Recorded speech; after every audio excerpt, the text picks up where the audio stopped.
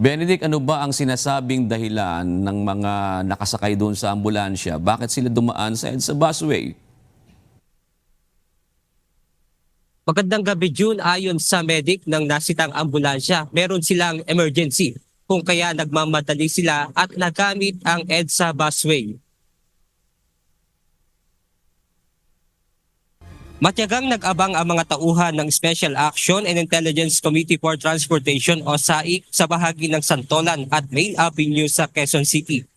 Layo nito na hulihin ang mga pasaway na motorista na dumadaan pa rin sa EDSA busway kahit na alam nilang bawal ito. Mula alas 3 ng hapon hanggang alas 5, umabot sa 8 motorsiklo ang nasita ng mga tauhan ng SAIC.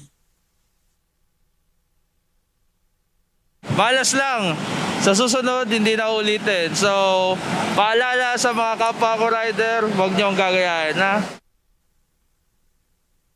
Samantala, isang ambulansya naman ang dumaan sa EDSA busway nang nakabukas ang sirena at blinker nito.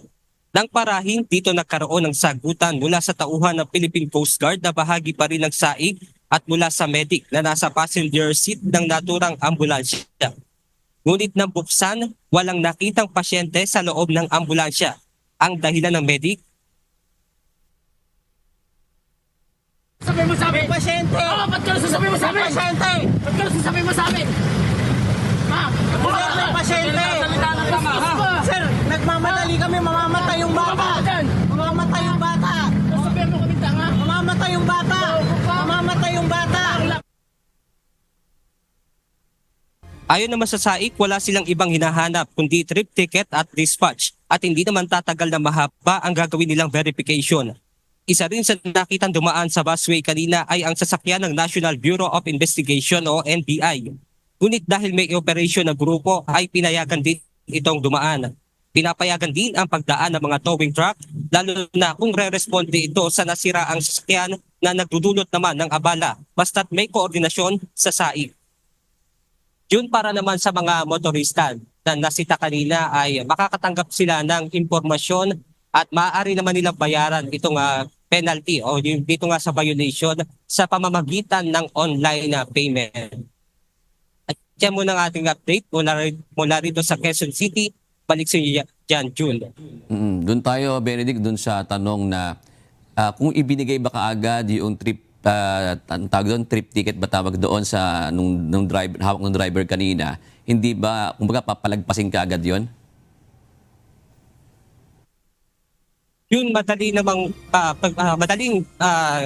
panlulusupin ng mga tauhan ng SAIC kung kaagad na ibibigay. Kanina meron ding isa pang ambulansya na bago pa man dumating dito nga sa lugar kung saan nakapwesto itong mga tauhan ng SAIC ay nakahanda na yung papel na siya ang inabot sa tauhan ng SAIC at pagka-verify ay walang halos 2 minuto tumagal itong verifikasyon at pinalagpas na rin ito kaagad at nakagamit ito ng EDSA busway, June.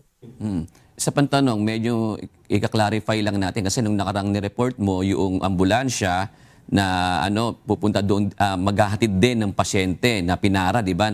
Kumbaga, sinibak pa nga sinasabi mo nung nakaraan din yung isang personnel ng SAIC dahil sa nangyari. Yung bang PTV o Patient Transport Vehicle, allowed ba iyon kung meron siyang pasahero halimbawa dyan sa EDSA busway? Yes, June, basta ang sabi nga ng Department of Transportation, ano man ang kalagayan nitong pasyente o critical man o hindi, basta't may pasyente ay panulusutin nila ito at pagagamitin ito ng busway, June.